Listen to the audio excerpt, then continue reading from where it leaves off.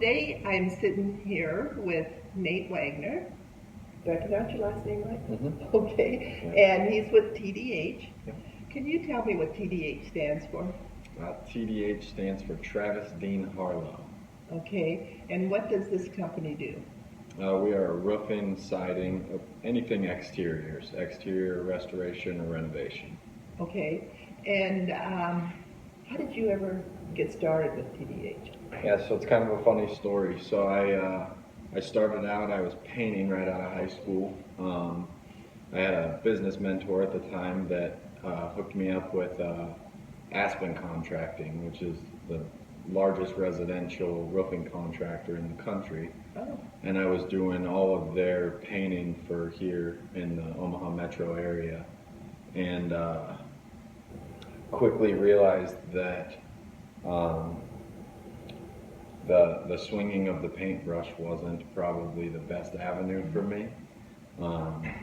Ended up meeting a guy from Minnesota. I worked with him for a few years, and then I was just at a family function and was kind of just venting to Travis about it, and Travis told me, well, I'm already doing quite a few roofs, so if you wanted to come over and help me out with the storm side, I'd be happy to do whatever you need to get started. So we did that about 5 years ago, and away we went.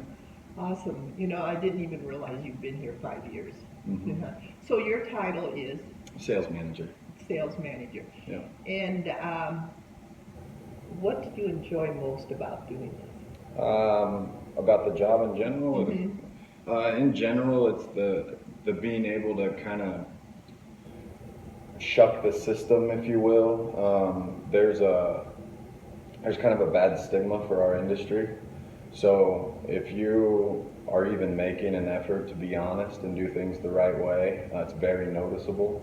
And so that's probably the biggest thing, is being able to help people, and at the same time overcoming a stigma that goes along with what we do.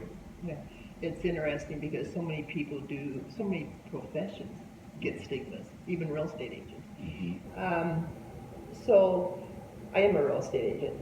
So one thing that you did was call me when there was a storm and said if you have any clients in this area. So you are located, this building that we're in right now is in Waterloo, correct? Mm-hmm. And what is the address of this? Do you even know? It's 2513 River Road Drive. Okay. And but you don't just service Valley and Waterloo. Mm-hmm. Where all do you go? We go pretty much anywhere. We try to stay within about a 50 to 100 mile radius of our area. Mm-hmm.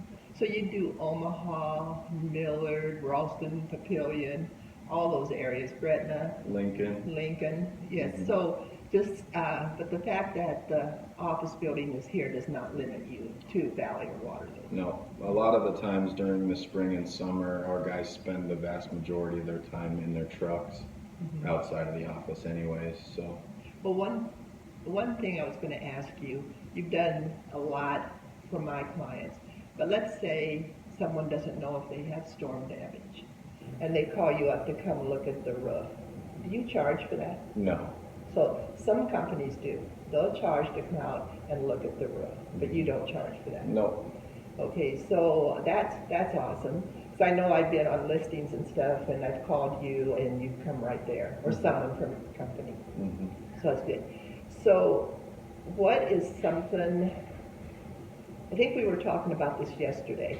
I'm way older than you, and I can remember the day when people said, well, my deductible is this. Can you somehow make the price more and include that deductible in it?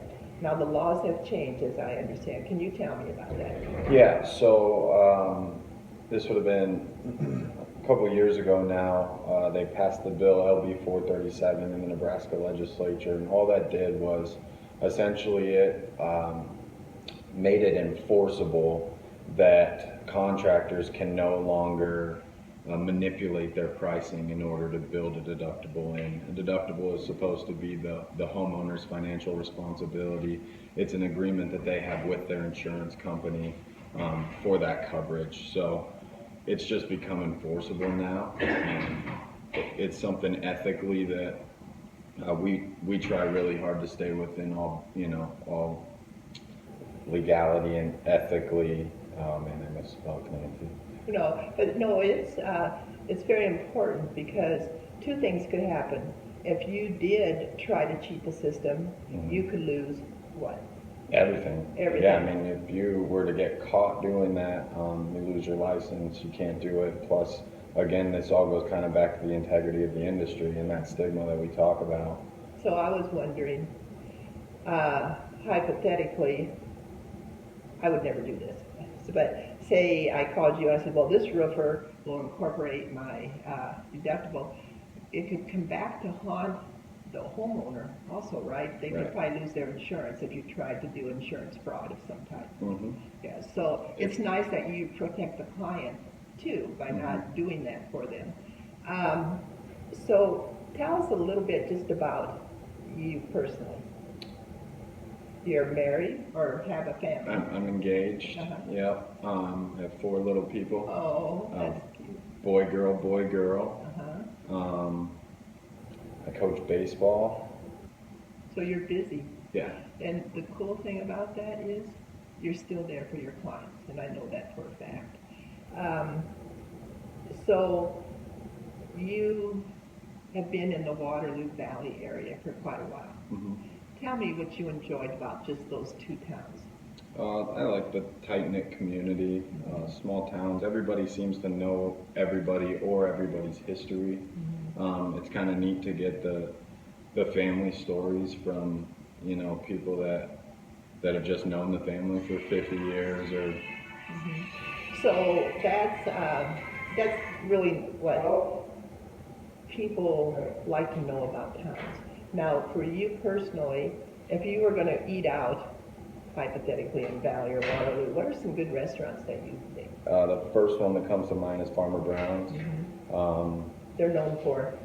Prime rib, steaks. It's a really good steakhouse. I mean, nationally. I've actually eaten there, and I understand that it has new ownership now, and they now season the steaks more.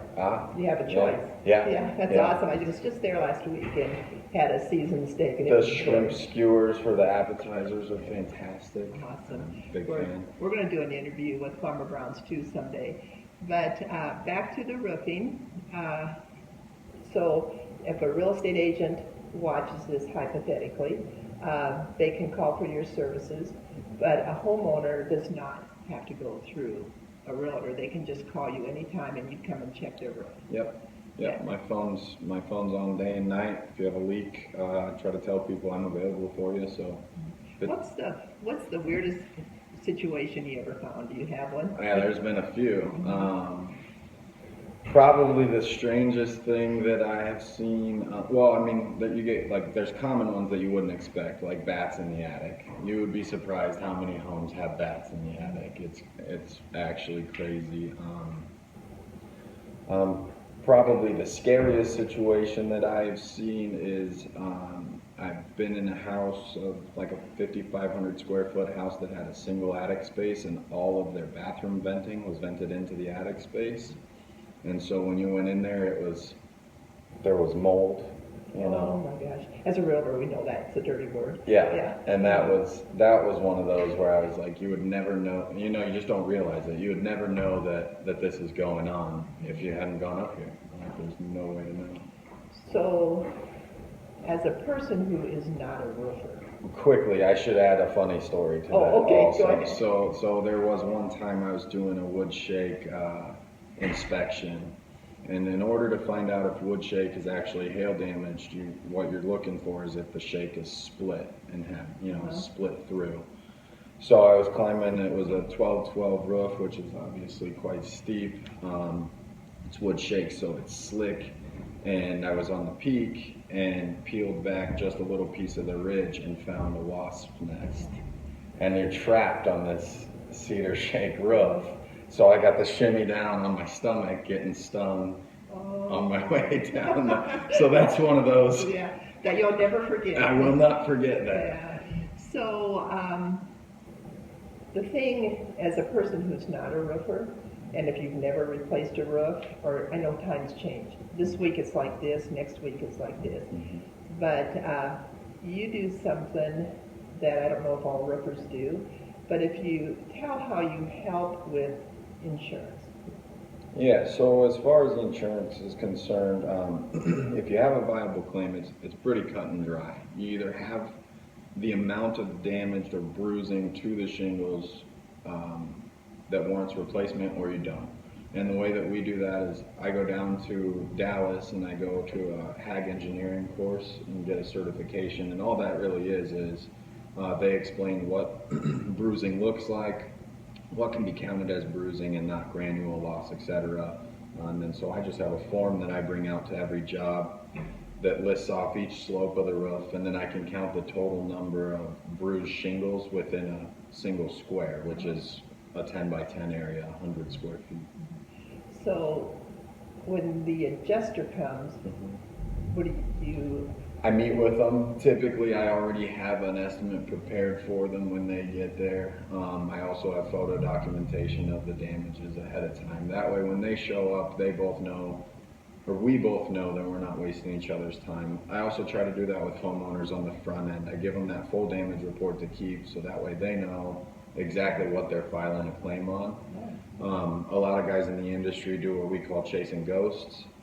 And that's where there may have been a hailstorm a few years ago and it might have had a little bit of damage, but it didn't have enough. But they'll tell a homeowner to go ahead and file a claim, and we'll just kind of see what happens. I try to be very clear that what to expect when that adjuster gets there.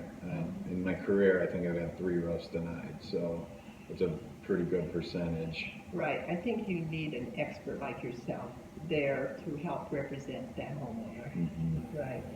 So, well, I personally have worked with you on my own homes. I have rentals, and I've had many of my real estate clients work with you, and I know you're awesome. So thanks so much for doing this interview, and we'll talk soon. Sounds good. Thanks, Thanks. Nancy.